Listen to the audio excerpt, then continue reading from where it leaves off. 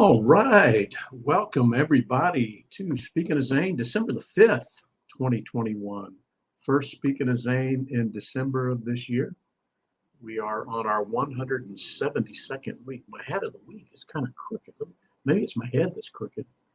Let's see if we can get that squared away.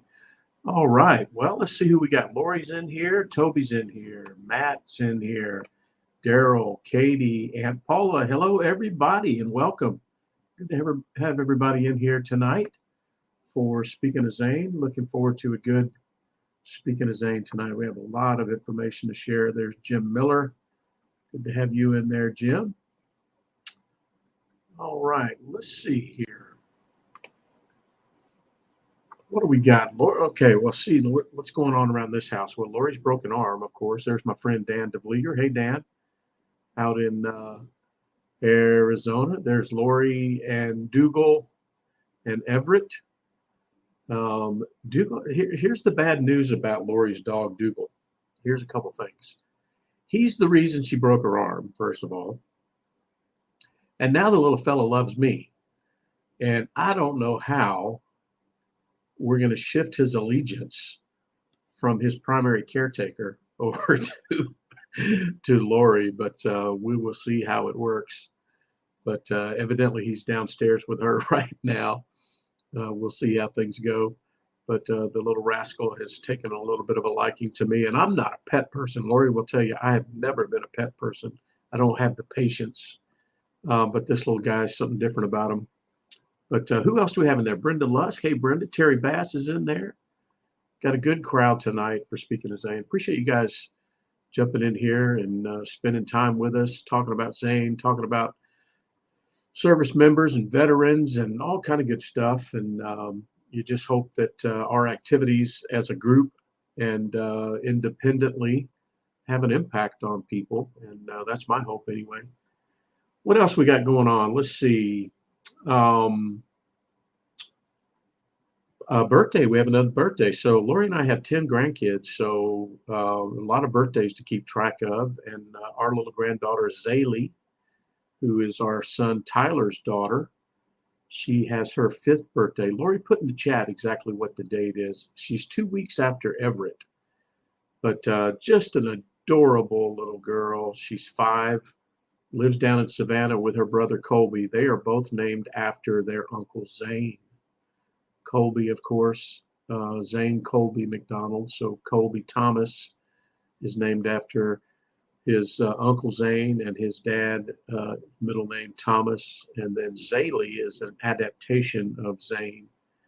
So Zaylee is her name, and she's just absolutely adorable. So that's her birthday coming up this week on the 10th, Lori tells me.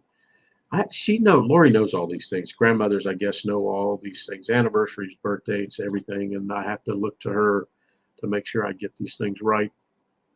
Ken's in there. Ken, I see Ken. A little bit more about Ken later. I saw Ken when he joined because I've got him backstage, and he's going to be part of the festivities tonight. So Ken, welcome. Good to have you in there. Let's see.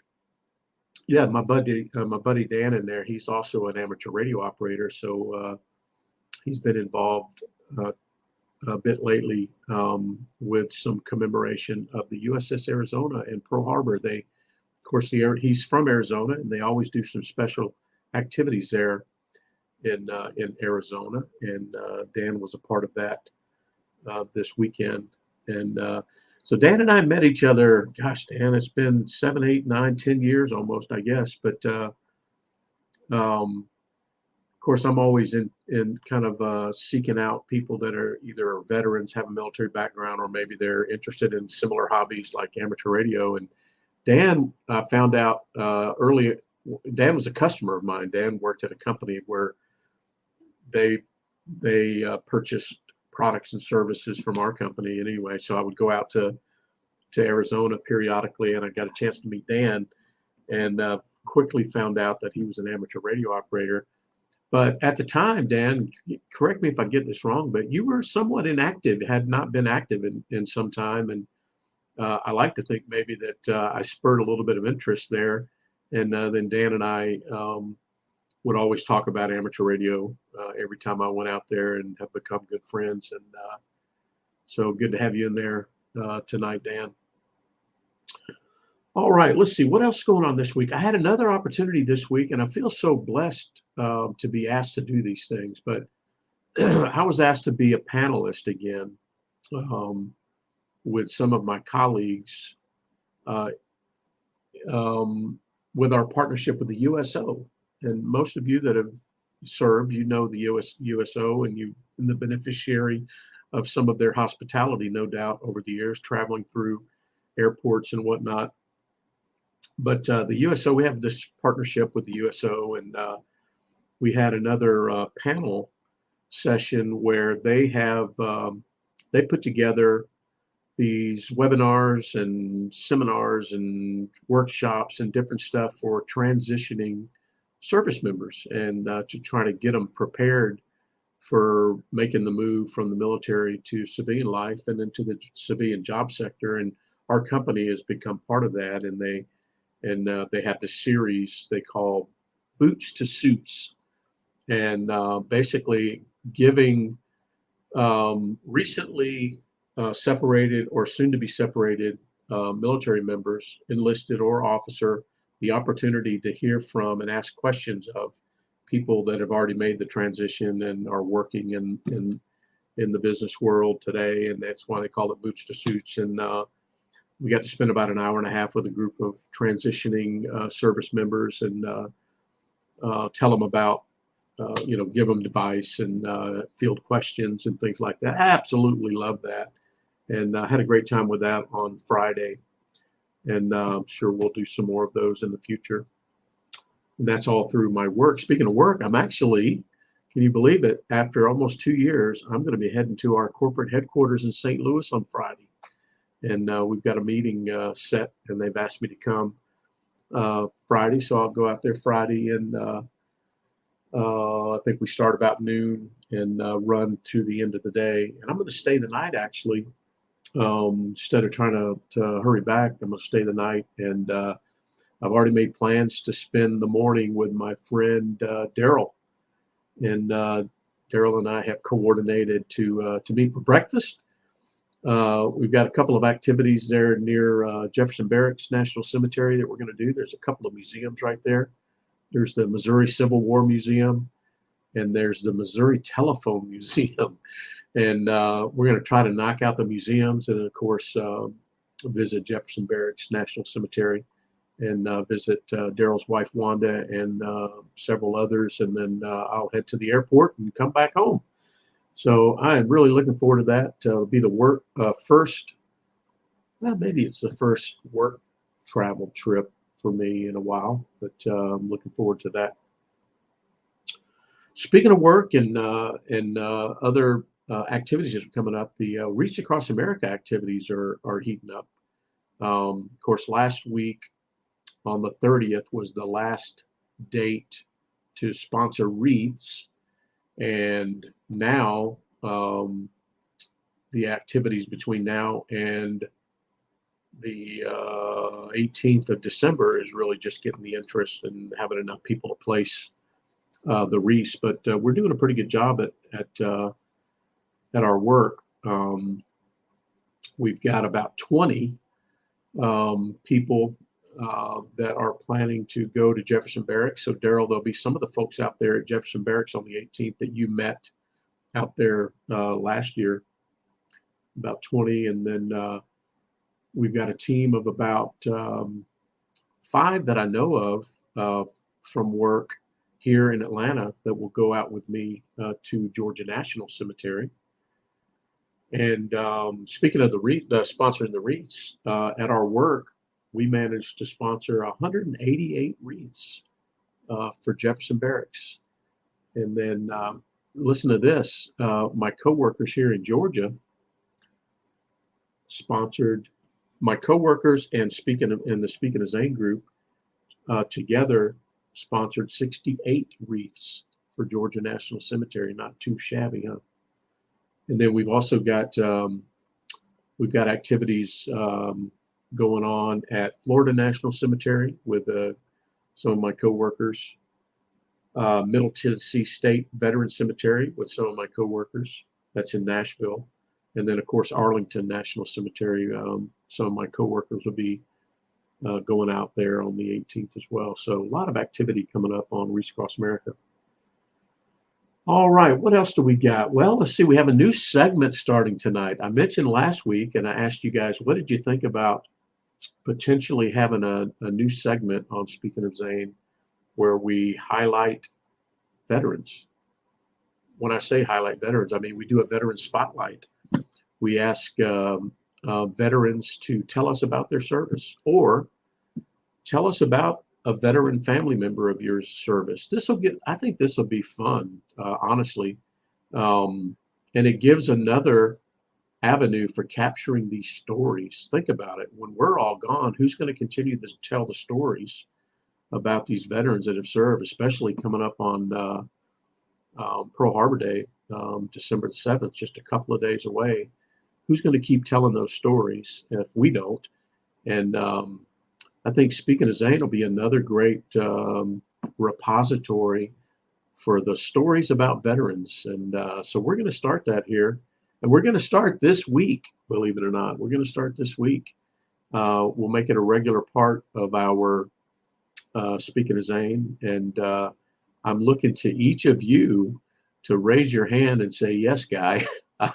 I will join you as a guest and talk about my service or talk about my father's service or my grandfather's service or whatever the case. And we'll see how many of those stories we can collect and archive. And that'll be a lot of fun. Be a lot of fun. All right, so stay tuned for that. We'll figure out over time where the best slot in the agenda is for that. Maybe it'll naturally emerge, but we're going to try to see tonight if we can insert that segment after our Thank a Vet Challenge segment. So we'll see how it goes. We have some folks joining us over there in the chat. Let's see who we've got. There's my dad. Hey, Dad. Speaking of telling veteran story, man, I would love to tell my dad's story or have my dad tell his story. Good to have you in there, Dad. My Aunt Cindy's in there over in Alabama. Hey, Aunt Cindy, good to have you in there. Good stuff. Good stuff. All right. Well, what about the hat of the week before we move on to This Week in Military History? Well, it happens to do with This Week in Military History. This week, wow, what an amazing period in our history that occurred on December the 7th, 1941. Wow, a date that will live in infamy. As President Roosevelt very famously said, no doubt a date that altered the course of history for all mankind, without a doubt. And that's coming up this week. And for that reason, I decided I should wear a hat that sort of coincides in some fashion with World War II. And if you can see the logo there, some of you guys that are a little more savvy will notice that that is the logo of the Memphis Belle, the very famous B-17 Flying Fortress, the Memphis Belle. Kind of a small logo, but nonetheless, that is the hat of the week to go along with the story that we're going to hear today in the Veteran Spotlight segment. All right, well, let's see. How about, that is the only item that I had in This Week in Military History, because it really stands on its own, and I didn't have anything else that I even wanted to compare to the attack on Pearl Harbor. Wow, what a seminal event in America's history, in the world's history, just a turning point for everything that would come after that. Just an incredible event. If you're a student of history, especially military history, you know a little bit about the story and everything. If you don't, I would encourage you to look it up. We're going to hear a little bit about a second-hand account. Actually, it's a first-hand account delivered by the son of a Pearl Harbor survivor. Stay tuned. Am I teasing enough, Ken? Do you hear me? All right. All right. Well, let's move on to the Veteran Cemetery Challenge. I'm only aware of one visit that we had this week, And I had fully planned on going out today to see Zane, but it's been a miserable rainy day. And in fact, we were going to put up Christmas decorations. Lori had gained agreement from everybody in the house that that's what we would do today, and we did not. And the bad news is it's supposed to rain again all day tomorrow, but sometime this week we'll get some of the Christmas decorations up and get the house looking festive. But I did not make it to Georgia National Cemetery. So the only visit I'm aware of this week was by our ambassador to Jefferson Barracks National Cemetery, Daryl, who made a visit early in the week. And with one visit this week, we're at 528 visits to 148 different veteran cemeteries. So we continue to increment on our Veteran Cemetery Challenge for sure. All right, moving on to the Think of Vet Challenge. Wow. All right, so it was just a couple months ago that we hit a pretty major threshold, 1,000 thank yous. And I should have pulled the Lori sign down off the wall.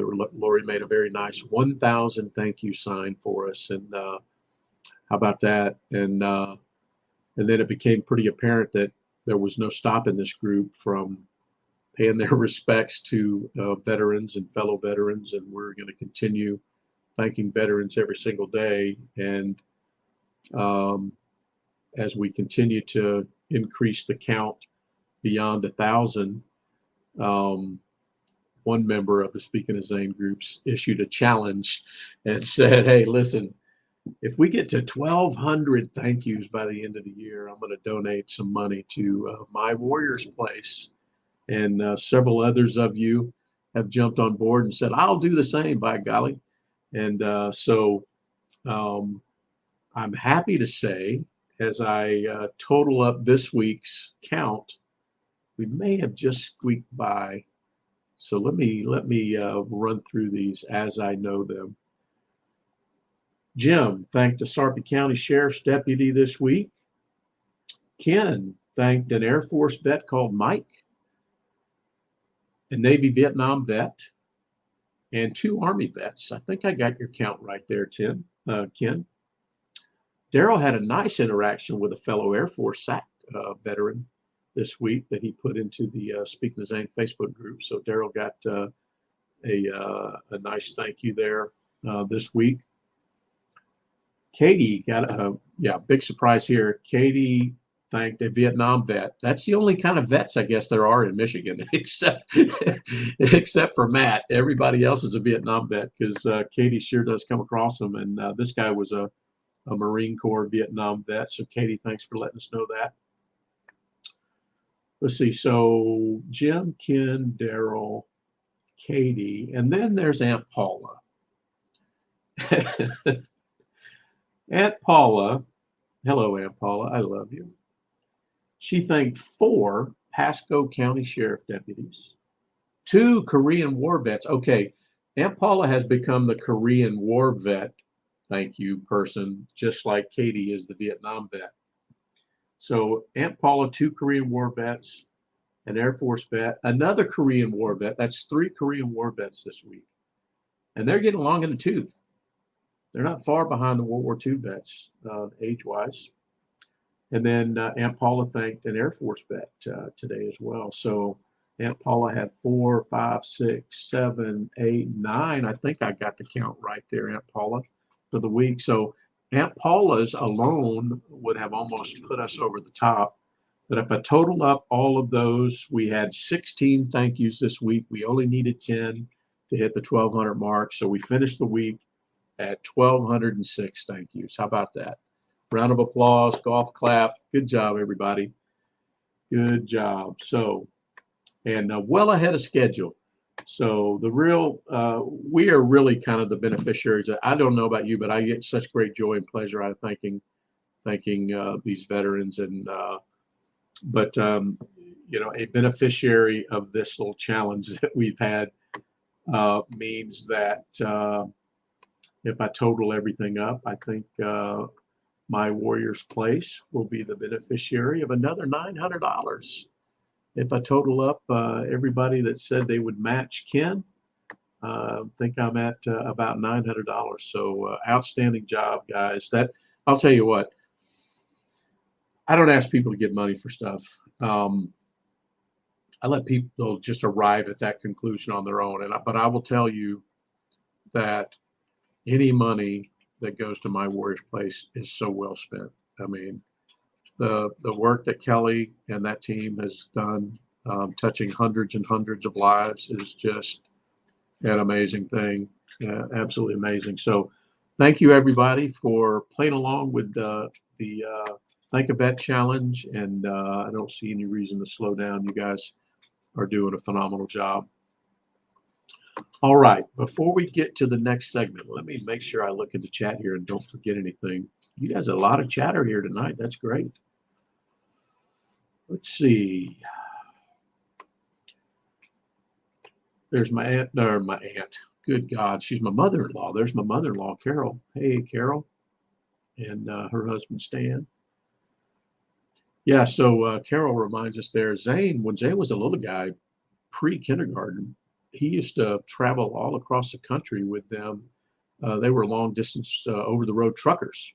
And they would stop in Omaha and pick up Zane, and they would travel all over the place. And like Carol said there, they would decorate the big rig for Christmas. Man, it was that was an amazing time watching him as a little boy. He was all boy, all out, all boy. There was no in between with him. Good stuff. I'm reading your post here, Katie. Good stuff. Okay, Jim. Good. I'll add your visit there. I thought maybe you had stopped by today, so that means we had 2 visits this week. So that takes us to 529. So just like Jefferson Barracks, Omaha National is getting plenty of visits. Thank you, Jim. And Lori says, Everett says, hi, Granddaddy. Hi, Everett. Love you. He just got home from his dad's house. He often spends the weekend with his dad, and he must have just got home. He's a good boy. All right. Well, good job, everybody, on the Think a Vet Challenge. I don't know about you guys, but like I said, I feel fortunate to tell people that I appreciate them. All right. Well, now it is time for our veteran spotlight. So here's the deal. Let me tee it up for you a little bit, Ken. In fact, I'm going to go ahead and add Ken into the stream. How about that? There's Ken. Everybody say hi, Ken. You guys have seen him type in the chat for weeks and weeks and months, and now you get to see his face, and can't wait to hear his story. Now, Ken, in his own right, Ken has a phenomenal story, which is one of service in the Air Force. We've talked about Ken being a missile officer and being part of Strategic Air Command and all that. We're going to hear that story at a later date, I guarantee you. And he's got a great story. But tonight, he's going to tell the story of his father. Now, if you've sort of watched over the last couple of years, I think it's right, Ken, that you not only do you post that story on your page, but I think you may have posted, or I may have shared it on the Speaking of Zane page before. So you may have seen this story over the last year or two, but just a phenomenal story about the account of one Lieutenant Colonel Joseph Pesic, who happened to be the father of our friend Ken here. And it's just a phenomenal story. Again, a firsthand account of being on the island there the day of the attack. And this is, Ken, I think, Ken, I don't want to put words in your mouth, but I think Ken feels this overarching obligation to continue to tell this story, not just for his father, but all of those on that day. And it's just an amazing thing. So, Ken, with that said, welcome. Good to have you in there. Great to see your face. Got your Air Force hat on. Got the flag in the background. You're fitting right in there, pal. Awesome. There you go. USS Arizona Memorial. Good stuff. We're glad to have you. Thanks for agreeing to join as a guest, and we can't wait to hear the story about your dad. I appreciate it, Guy, and well, thanks for everyone showing up and listening. This story in my house has been told probably easily 1,000 times over and over amongst my family and friends. A little background: it was my brother who actually got my dad to sit down and put, words to paper, because we kept saying, as years go by, you tend to forget more and more stuff. And we were worried that people were going to not remember his story. And his biggest fear before he passed away was at some point people will not remember Pearl Harbor at all. They won't remember what it was about or the significance of it. So I'm kind of taking it on myself. Every year on December 7th, I flood Facebook with this story, pictures of times we've been to Hawaii and where he lived, where he was, and I kind of recount his entire morning on December 7th on Facebook and let people read that and see about it. And that's basically a living history. And as it's worked out now, I've got friends that I've been stationed with that now their kids are teachers in school, and they're teaching their classrooms about it just because of what, I've told them. So I'm trying to get it to anybody that will listen. Don't forget what the significance of December 7th is. A little background.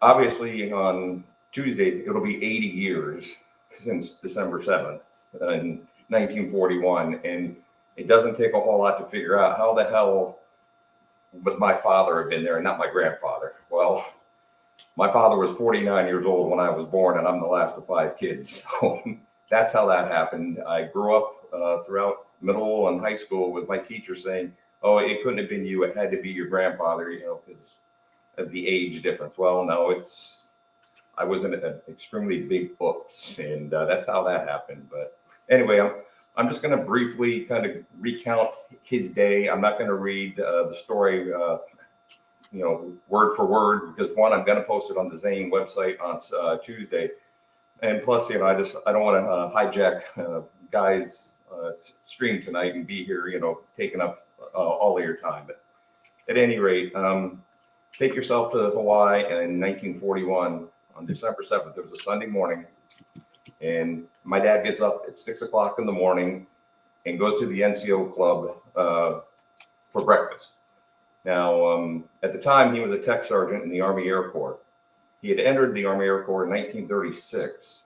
And so by, 5 years later, he's already a tech sergeant. He would leave the Army Air Corps and go to officer candidate school in 1943, and he was a sergeant major. So during wartime, promotions came quick and quite often, you go through the ranks quickly. So anyway, he gets up, goes, has his breakfast, and then walks over to the bus stop, and he's going to take the bus to downtown Honolulu because he's going to play golf. That's what my dad was, an avid golfer, loved to play golf. So he's waiting for the 8:05 bus to take him down to Honolulu. So he's sitting on a bench, young boy sitting next to him, and within a few minutes he sees a large flight of aircraft, and he estimates probably about 15,000 feet. So he's like, at that altitude, he was unable to, what kind of planes were they? Couldn't see any markings. Figured they were probably coming in from the mainland, and because that wasn't uncommon. And shortly thereafter, they were approaching due north of him, and they started a steep dive, pretty much right towards Pearl Harbor. Now, he was stationed at Hickam, which, if you've ever been out there, Hickam is basically across the harbor. Pearl Harbor is on one side, Hickam is on the water, and Hickam's on the other.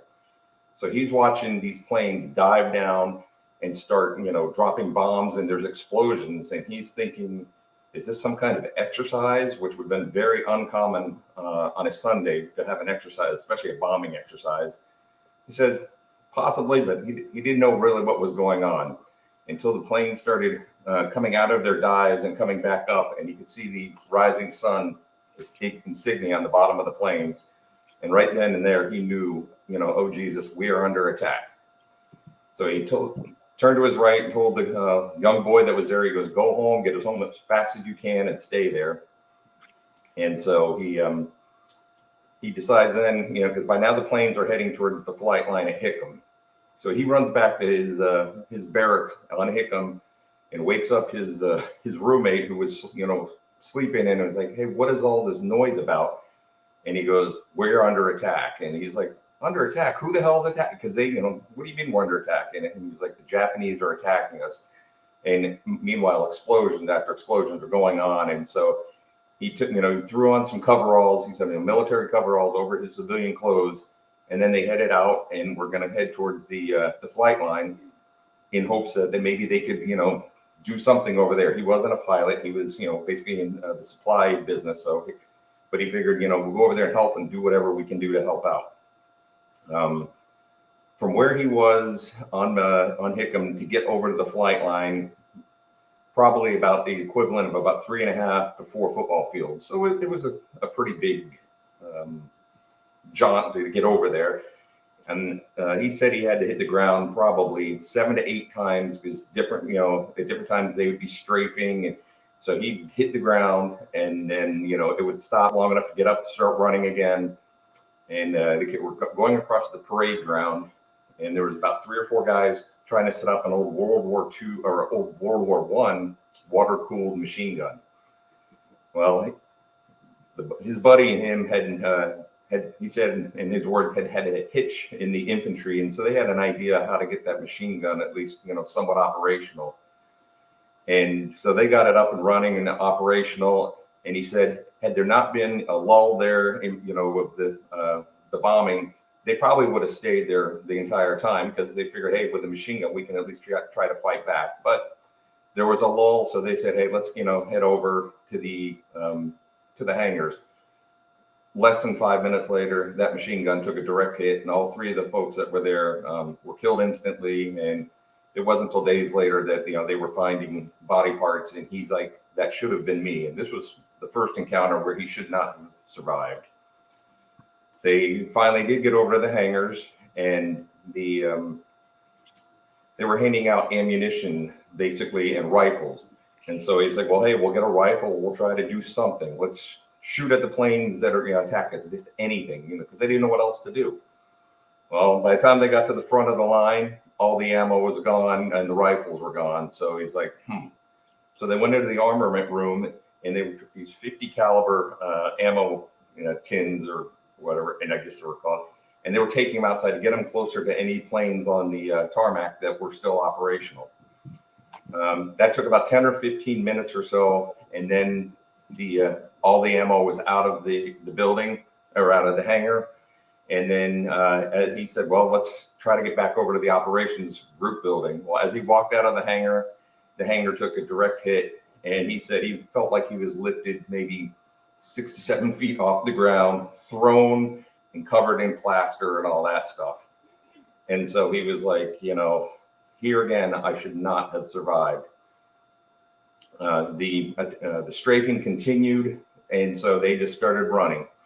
So they went to another hangar, and basically he ran into 2 of his buddies who had, since all have now since passed, but we used to be very good friends with them when I was growing up as a kid, and they would love to sit and talk and listen to their war stories. But they sat and had a bottle of whiskey that one of them had, and he said they would sit there and take a sip of that, and he goes, it wasn't until then, he goes, I really wasn't scared until that lull of about 15 to 20 minutes. He goes, that's when he became scared because he had time to think of what was going on.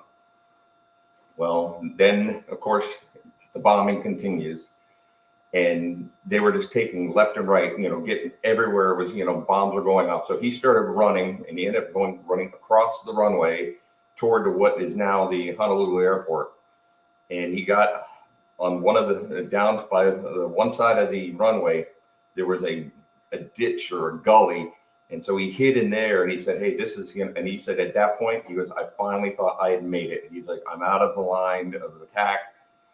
And then a large fuel truck was trying to get across the airfield, flat tire, and he ends up basically breaking down right where the gully that my dad's hiding in.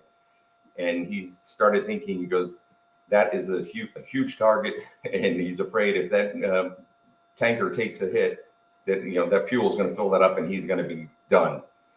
So got up, started, another break. And at this point, he thinks this is probably where the end of the first wave was. And because it all of a sudden, like all the planes were gone, and they ran back to the motor pool, got the tire fixed on this tanker. And then he went back to the operations group building and basically hid there because, shortly later, when the second wave came, but at that point, he is in what's now the PACAF or 15th Air Force Consolidated Barracks is what it was back then. And if you've ever been to Pearl Harbor, that building still has all of the bullet holes still in it to this day. But that's where he wrote out the rest of the attack. And then he never made it back to his quarters until 2 days later, which would have been Tuesday evening. And then on Tuesday evening, when he got to his quarters, he realized a bomb had gone off right at basically the corner of where the street, I don't think they had sidewalks back then, but had blown out the entire front window, which was his bedroom. And if he'd stayed in his quarters, he probably would not have survived. So that was his third time. So long story short, he had about 3 very good reasons not to be here. And obviously if he wasn't, I wouldn't be here and my brothers and sisters wouldn't have been here.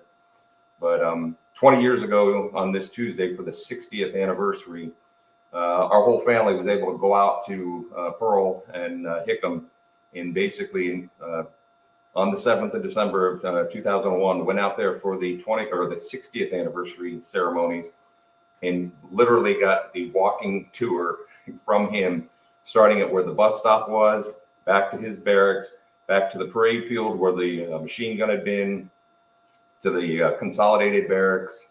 And we wanted, I said, well, would it be great if we could have seen the hangar? But, obviously, because it's still an operational base at this point, didn't matter to Dad and his buddies that were there. We actually walked, and any of you who are flyers, I am not, but I know well enough, you don't cross that certain little line on a flight line because the cops would like to come and make you put your ID in your mouth and put your hands out like this. We walked across that line, and the cops just came up, saw these 2 older gentlemen, I'll call them, and they just said, "Have a good day, sir." And they knew that these were survivors, and they were telling a story. I'm out here nervous as can be with a video camera going, I mean, God, these cops are thinking I'm filming. I wasn't filming tankers or anything. I was just there to, record history. So in a nutshell, that's about it. The one thing I did find interesting today when I was doing some research for this Tuesday, that there is going to be I think he's a 101-year-old survivor he's out in Hawaii right now, and he's going to attend the ceremony on Tuesday. His daughter actually was able to raise money, and he needs about 2 to 3 caretakers, but they got him out to Hawaii, and he's going to actually participate. And as you know, we're losing World War II vets at a high rate. And I was very lucky. My dad made it to almost 98 years old before he passed. And my mom was 97. She died just last year in 2020. She was almost 97 when she passed. So I got good genes in the family. I hope to stick around for a while. And but thanks for letting me share the story. And Guy, if you have any questions, holler. That is so awesome, Ken. I tell you, to hear that story, it just goosebumps. I remember the first time I read it, I was like, wow, amazing. But to hear you tell it is even more incredible. Thank you very much for doing that. And over my shoulder, he's still watching. That's his flag from. It's his flag. I thought that might be true. So he's watching over me every day. So that's great. Well, I know that the next time I get up to Arlington, that'll be my first stop for sure. And I'll look forward to that. But yeah, good stuff, Ken. Thank you so much for sharing. I know you're somewhat on a mission to continue propagating that story, and only till I die, and then I'll let my son do it. Let your son do it, and you have other people, teachers and people that are telling that story. Just an amazing thing. Well, thank you, Ken. Well, that's the kind of thing we hope to capture here in this segment, not just our service and talking about what we did in the service, although I find that so fascinating. I want to hear from everybody, but I want to hear from, what do you know about your relatives, your dad, your grandfather, your uncle, or just let's think about those. And when you have a story that you're ready to tell, I'm talking to anybody. When you have a story you're ready to tell about a loved one, like Ken just did, raise your hand, and you see how easy it is, and we'll capture those stories, and they'll live on. Good stuff. Thank you, Ken. Thank you, Guy. All right.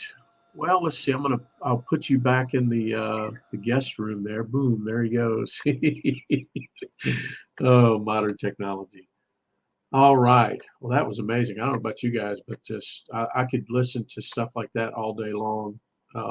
Just amazing. And we are losing those World War II veterans. At a rapid pace, especially anyone that was a Pearl Harbor survivor. Because remember, that was the beginning, right? That was 41. So even the guys that were in 44 that were maybe 16, they're old. Can you imagine, those that were, 4 years earlier than that? But amazing. And I see my friend Dan post in there. Dan, I mentioned from Arizona there. There is a one of the commemorative Air Force, I think it's a commemorative Air Force chapter there in the Phoenix area that has a B-17, a C-47, and a B-20.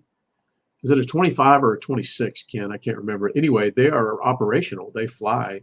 And on Tuesday, they'll be flying a circuit around the valley there, Phoenix. And Dan said, looking at the flight path there, they might be close enough to his house on the path there to get a little video. But just amazing. I love the fact that we still stop and reflect and commemorate that occasion that had such an impact on not just this country, but the world. I spent some time today watching the live stream of the ceremony that occurs every Sunday before December 7th at the National Museum of the Mighty Eighth Air Force, where you've heard me talk about over and over again. They have a ceremony there in the rotunda, and watch that today. Of course, they are usually able to have usually have been able to have Pearl Harbor survivors and World War II veterans, and they had. I don't think they had any that spoke this year. There may have been some in attendance, but